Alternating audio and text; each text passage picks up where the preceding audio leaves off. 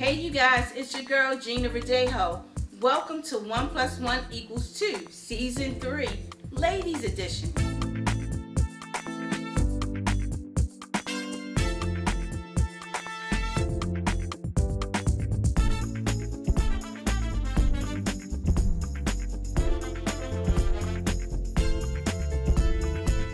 I'll be talking with ladies about any and everything from a woman's point of view.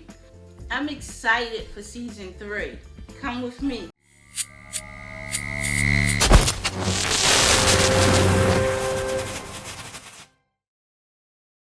Hey you guys, it's your girl Gina Verdejo, and welcome to 1 + 1 = 2, Ladies Edition, Season 3, Episode 1. I know everybody's like, wait, something's missing. Where's he at? Where's Trey? Right behind the camera. We had a lot going on, and we weren't sure if we were going to come back and do 1 + 1 = 2. But the best thing to do when you're going through something is to stay busy. So I decided to do Ladies Edition and bring you guys along with me through this process. So Ladies Edition, let me just break it down what the difference is going to be with 1 + 1 = 2. Hustle Your Hustle started in the community. We started going out to the community, checking on entrepreneurs. We're going to get back to that, but in a ladies' way. I hosted my first live event. It was called Convos, Coffee, and Cocktails. I can't wait to share it with you guys. I had 6 guests join me. We discussed several topics, and it was a lot of fun.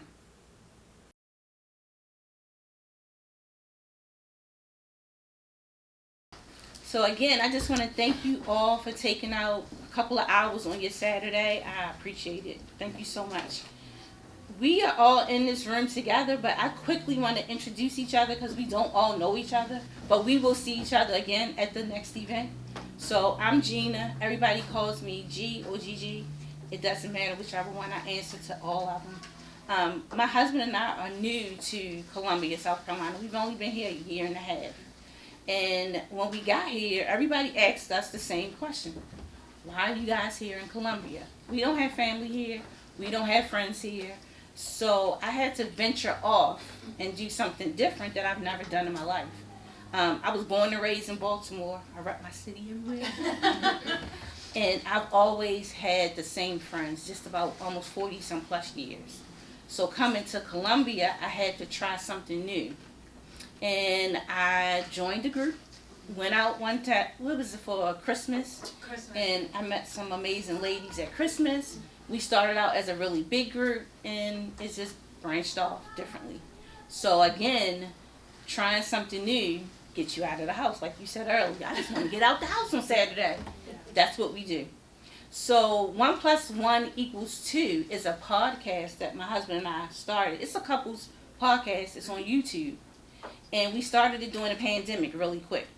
We touched on different topics during the pandemic, but it became fun. It was something fun for us to do. We put some really good content into Season 1. Season 2 started with us relocating because we're not the only couple that relocates. So we were trying to go through the motions and film it and get content. And life started lifing with us, and we paused. Haven't picked it back up. We haven't started back up. But I wanted to do something for women, for me, for us, in a safe space. And I was talking to somebody the other night at dinner, and what did I say? Nobody judges a woman more than another woman. That's the truth.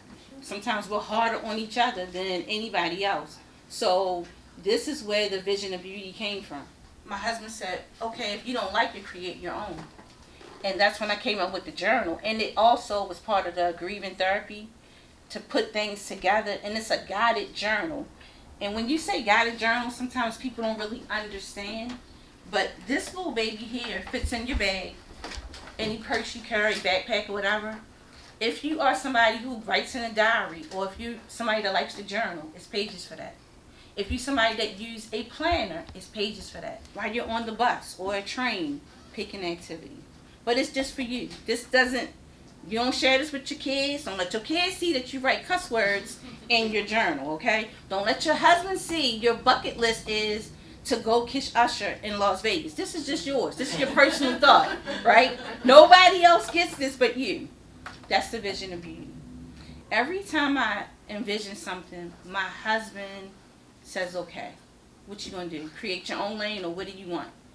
And it's important, but you don't want to take it for granted when you have support, because that's key. I would sit in the house. I would really be home right now on a Saturday on this beautiful day doing nothing. But let's get out and do some activities, right? So that's the vision of beauty. That's what this is about. When I've been having conversations, I've been getting so much good feedback back and forth. Just some general conversations, right? There is no right or wrong. It's just what you think. It's what you feel. And what I've realized is I'm not the only one. And that feels good to know whatever I'm feeling or experiencing, I'm not the only one. We don't know each other, but by the time we leave in this next hour, we're going to know each other's names. Who wants to start? Don't make me call you out. Don't make me point. Who's going to go first? Who want to introduce themselves? No? Okay, I'm going to put you on the spot. I'm Christy. I'm originally from Florida. Moved here about 6 years ago, I want to say. Hi, Christy. Welcome. Hi. I'm Brenda. I'm from Orangeburg, but I'm from the area. I've been here all my life. I'm a stay-at-home mom of 5 kids. Welcome, Clarinda. I'm glad you came. I'm Vivian Prevost. Me and my husband moved here 2.5 years ago from Atlanta. We live in Northeast Columbia. I have 1 kid. My daughter is a news anchor in Savannah, Georgia. She's one of the youngest news anchors in the area. Hi, I am Neo, and I moved out to South Carolina. I'm from Ohio, Midwest, and I seen these ladies out one night, and I said, oh, well, this is my group. So the group of ladies I met, and a year later, we're all still. Here we go. So my name's Erica. I'm originally from North Carolina, but I've been in South Carolina for 12 years. I am enjoying South Carolina, and I'm enjoying meeting all these lovely ladies. So my name is Ginger. I have been in South Carolina for 2 years.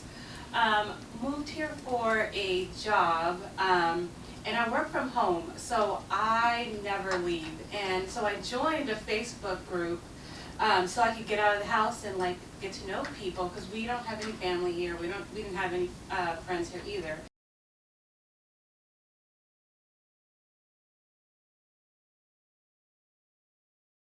What do you feel about boundaries? And when I say older, I'm saying, I'm going to give you an age with it. Because when they turn, I want to say 14 is when they think you're not supposed to be in their room that you pay the bills in. But respect their privacy at 14, like, no, don't come in my room. How do you feel about boundaries with your kids, even younger ones? Do you set it? Or do you say, no, I'm a mom, I'll be a mom until they're grown, and then I'll start to set boundaries? What about boundaries? I have different opinions about boundaries based on the relationship, right? So with my husband, you know, there's clear boundaries that I feel like are appropriate. With smaller children, I feel like I don't put as much weight on boundaries with smaller children, just because I feel like they haven't fully come into their own.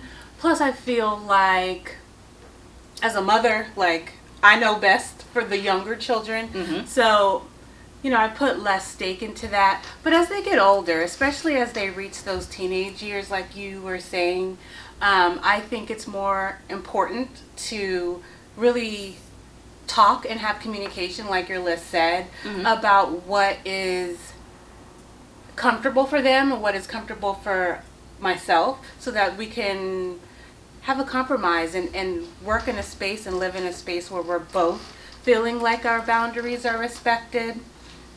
And then when it comes to like strangers and coworkers, I have clear concrete boundaries. So when you say clear, are you telling them, or do you show them? How would someone know what your boundary is? So I'm a big proponent for you teach people how to treat you. So I agree. first of all, it's definitely communicating, like, when you first meet someone, you're not gonna set out and say, these are my 10 boundaries right here, right? That's kind of rude. That is rude, and it's kind of off-putting. But I will say, if somebody crosses a boundary for me, then I will make sure to communicate that. Absolutely. I don't respond well when you talk to me like that. Like, that would be a boundary for me. Like, you have to talk to me You said respectfully. that nice? Yes. Well, and I'm thinking of like a coworker who I want to maintain a relationship with Because I have to work together. Exactly. So I Okay. don't want to come off rude. Okay. And you know how it's easy for it to go from 0 to 100 with coworkers, and then they want to label you And you're in X, Y, and- trouble. Exactly. So very professional, but I think it's very important for you to, if someone crosses a boundary, even if it's not intentional, that you let them know, because then they don't play with you, right? Because they don't keep on stepping Trying on it. Exactly. And then when it's strangers, it's more of the, I'll tell you my boundary, and I may or may not be as nice about it because I don't even know you like that. So So when do you give, not really a pass, but I want to say, like you said, is it different when you're dating? Because you're so in awe of each other, and it's like, I don't want to upset him, or I don't want him to feel some type of way, but I feel like he's crossing certain boundary lines for me. I honestly feel like I would be more clear if I'm dating someone, because for me, dating is like the audition for marriage, right? So I want you to know exactly who I am. I don't want to sugarcoat nothing. So if I were to be dating someone, I feel like I would be even more upfront about my boundaries, so you know exactly what you're getting into. You know exactly who I am and what I won't stand for, and what I need. And then as far as like boundaries in general, I feel like you need to understand the intent of a person, right? Because somebody can cross a boundary and not do it intentionally. They don't even know. And I feel like we should give people grace for that, right? Because you didn't know that was something that For was, me, yeah, I feel like, because everybody's different. exactly. So you may have triggered me, or did push one of my triggers, and you didn't do it intentionally. There's a lot of things to consider when it comes to boundaries. I do think that in any case, good communication is going to be like the foundation for how you move forward and how you get people to accept your boundaries and understand them, because people can't respect your boundaries if they don't know what they are, right? Like if you haven't communicated those. So the reason behind the question was going through self-care, which is number 7 on this list, right? I've started doing things. I've been saying no when no has never been an option before. And I set these new boundaries. So now that I'm transitioning and I'm doing things different for me, setting boundaries has caused friction. When you are the go-to person and you start setting boundaries and you start saying the no word, it's not received well. Then I got to go into a whole, and I'm like, you know what? Yeah, but Why as am I women, doing we need to realize that no is a complete sentence, right? You don't need to offer an explanation. No just means no. I said what I said. Anybody struggle with no?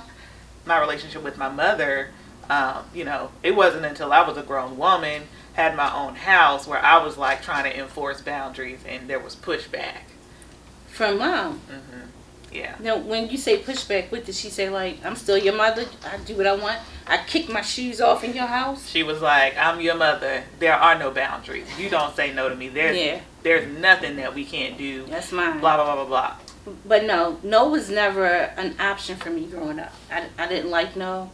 And my dad made sure that nobody told me no. No was not something that was practiced. So I grew up, you don't tell me no. Like, that's no is and then disrespect. I did the flip. Yeah. So now I don't know how to do it as well, but for different reasons. Yeah. No is disrespect. No can be perceived as disrespect, but that's real. No can be perceived as disrespect. So at work, would you ever be like, no? If somebody says, hey, Erica, can you stay a little late? and help me with doing da da da da, what do you do? I say no, and then in my head I'll be like, I should really do it. So, but then I'll be like, no, and then I'll be like, I'm still gonna work on it, but I'm not gonna tell you I'm working on it. So just an example. So like yesterday, I received like some work stuff at like 4:30. I get off at 5 or whatever. On a Friday? On a Friday, and I said to myself, I'm not looking at that. I'm not doing that. Come 10 o'clock when I got home, let me look at it. Where was the no? What happened? It was hard. The overachieving makes The overachiever in her said, let me at least look at it. Now, I may not finish it, but I'm going to look at it. Yeah. Okay. Yeah. So, yeah, no can be perceived as disrespect. And I mean from anybody. If you have a brother or sister and they so used to you always being the cleanup person or being there for them, a niece and nephew, the one time, now you've said yes 1,000,002 times, but the one time you say no, all bets are off. You're horrible. Yeah. You're going to hell. You're I've had just a some horrible falling outs. person. I've had some falling falling outs outs. with friends. Yeah. Over no. Over no. I mean, we didn't talk for like 2 months. See, that's a lie. Yeah. But you've been friends for 2nd grade, and one time I say no, we on the outs. I don't understand it. Yeah. But is that something that we should just be okay with? You know, they say that, you know, some people are in your life for a season. A season. And some Yep. people are in your life for a reason. But that's a good point. So you saw her well, I'll take that back. She showed you her boundaries and her hard line, and you realized you needed to do the same for just that friend or period? I feel like period. Me too. It's not for one person. Yeah. Yeah. It's not for one person. But that's a good point. Yeah. Okay. Anybody else? Like sometimes with your co-workers, and I don't know about you guys, but I used to work at a company, and we used to go in the office, and you know they would always ask, "Well, where do you live?" I would never tell them where I lived because they're just kind of Nosy. They're nosy, trying to count my pockets, and I would just say whatever city I lived in. Okay. And then they would be like, I'm "Oh." with you on that one. I don't And then they tell. were like, well, where? In It's Douglasville. like, why do you need to know that? And then I'll just say off a highway, whatever. And then they'll come back, where on Highway 5? And then I was like, You way over my boundaries I'm now. like, Don't then I keep was like, asking me okay. a I was bunch like, of what? I questions. said, what is it that you need to know? Why do you need to know? No. No, what they were really trying to do is trying to figure out, one, where I live, what type of home I live in, because they saw what type of car I drove, and I always came to work dressed up all the time.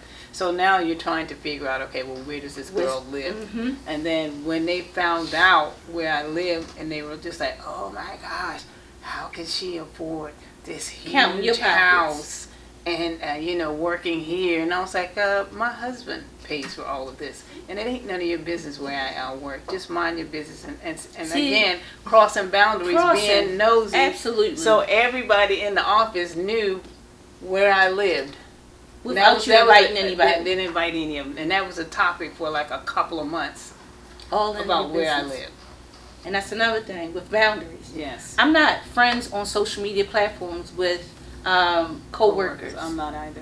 And my boss, I get a lot of people that ask. They ask all the time. Yeah. Now, you're not going to find me under Gina Verdejo, because I would never select something so easy.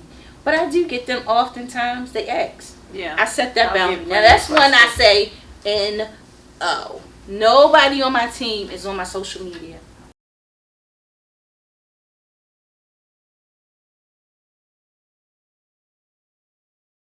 Your journal, page 58. And really quickly, this is something everybody's going to do and everybody's going to speak on. And then we're going to lead right into self-care, okay? So on page 58, I have 2 activities. One is, what is your favorite color?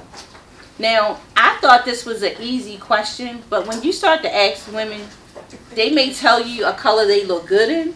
They may tell you a color somebody else told them they look good in. I'm not asking you that. What is your favorite color? That's the first part. One color. Okay? What is your favorite color? No right or wrong. Yeah, because you know I just got a few for different reasons. You got, see? I'm that one. Okay. Yeah, I was gonna say. But this is a two-part. This is a segue into, Oh, we got pins. it's a pen in your bag. Yeah. What color is your favorite color, and then what color makes you feel beautiful? Are they the same color, or is it different colors?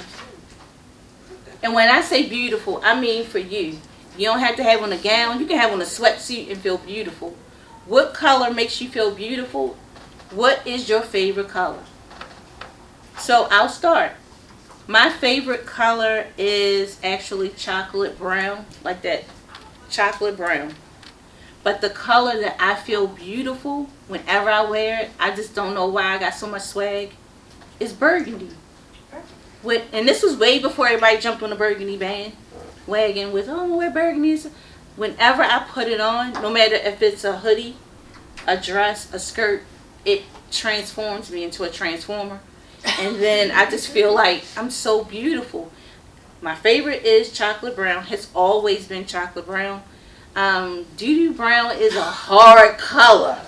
I don't know why I just gravitate to it. I love it all seasons too. That's another thing. Certain colors are for certain seasons.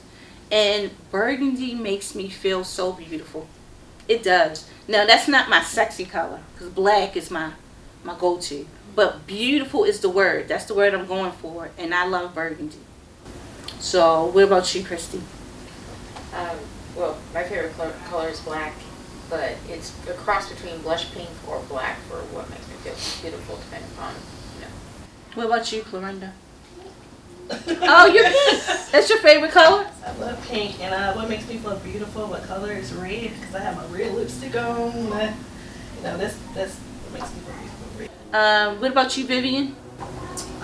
Red is my favorite color, and what makes me feel beautiful is black. Okay. I love black. Black is slendering, it's classic, it's clean. It is. I can waste stuff on it and nobody will know. So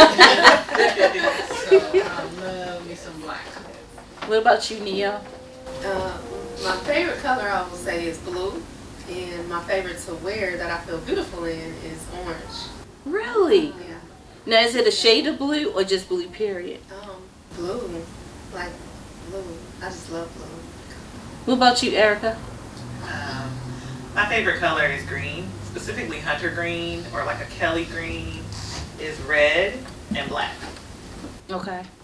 The two sexy mama colors. Red and black, baby. Yeah. What about you, Ginger? You and I are kindred spirits because I don't know if you could tell, but pink is my favorite color. And what makes me feel beautiful is red. I love red. I feel like it's fiery and hot, and I think everybody looks good in red. So the one thing I thought about was, for Vision of Beauty, what would be your mission statement?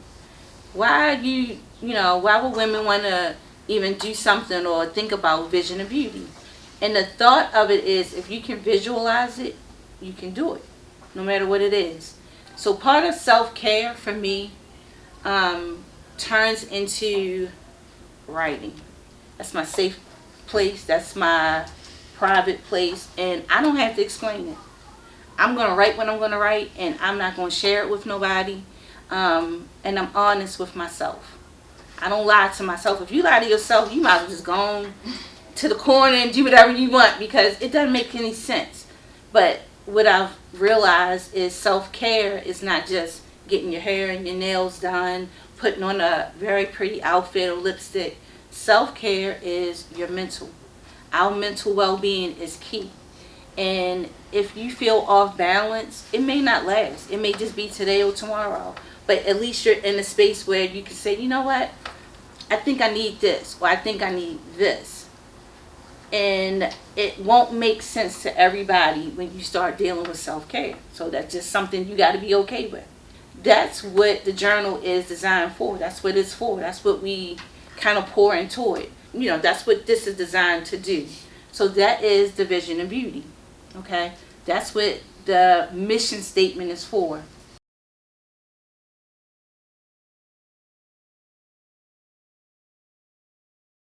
Okay, you guys, I have a new segment. It's called Time Out. Every episode, Time Out is going to be something different. It actually started with the journal, okay? As a group, we did an activity that I assigned to the ladies, and we got it out of the Vision of Beauty Journal. If you're not sure what a journal is, the Vision of Beauty Journal, it has activities. You can use it as a planner. You can use it for an activity book. You can also just freestyle and write any and everything that you may be thinking. Every episode, we're going to do a different timeout. Episode 1, I assigned an assignment, and then we also did a playlist, 6 to 8 songs. We usually have like a workout, and you have a playlist when you work out, right? If you're like me, when I clean, I have a playlist that I put on, and I get in there and I start cleaning. I might be on the roof by the end of that playlist, but that's my playlist for that. When I'm cooking, I have a different playlist. I like to listen to certain things. I have a ratchet hip hop with a whole lot of boop, boop, boop. I'm sorry, but I do. I have a separate playlist. I created a playlist in November around Thanksgiving, and this segment is called Time Out. It's just Time Out. If I'm going through something, or I'm just having a rough day, or I'm just tired, nothing bad happened, I just have a time out.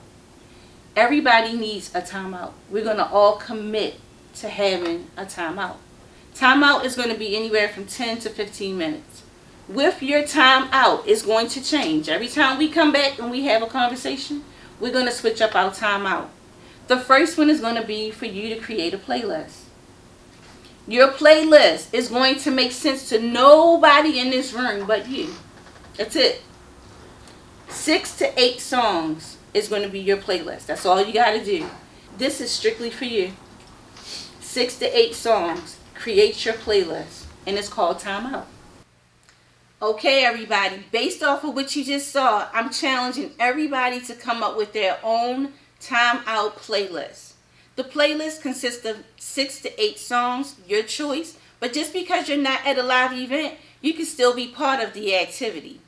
I want to give a big shout out to our first sponsor of Season 3, Episode 1, Tanya Gaines. I want to thank Tanya for showing up for us. She offered us a lot of things we put inside of the gift bags. We're going to also include her information if you guys want to follow her. If you're interested in being a sponsor, email me. I'll have my information below.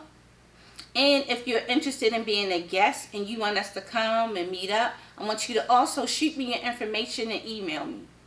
Okay, you guys, it's your girl, Gina Verdejo, and thank you for watching Episode 1, Season 3, 1 + 1 = 2, Ladies Edition. Thank you guys for being a part of the vision, and don't forget to subscribe, tell a friend to tell a friend. I see you guys next time.